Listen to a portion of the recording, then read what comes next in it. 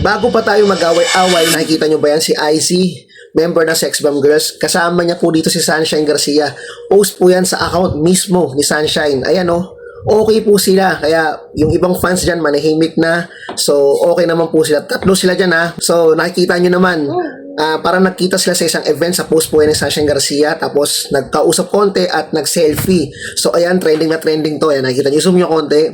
Yung nasa gitna, mapapansin nyo, una ko talagang tingin si Bobay to hindi ako nababasya, pero kita nyo yung mga comment na makikita kayo dyan. Akala ko talaga una kong tingin si Bobay yan, yung friend ni Tekla sa T-Bats. Hindi po yun yung mabuti, ipaglaban nyo comment down below kung sino yan nasa gitna. Pero ako, hula ko si Yvette.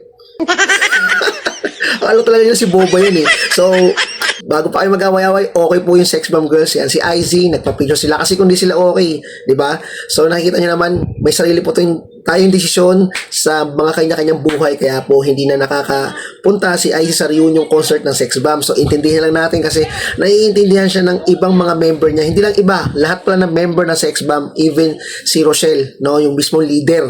Okay na itindihan si IC kung bakit. So sana intindihin na lang din natin. Nakikita nyo naman yan. Ayan So, okay na sila. Pero nasa gitna, hindi po yan si Bobay Peace out mga ka-Triple R TV.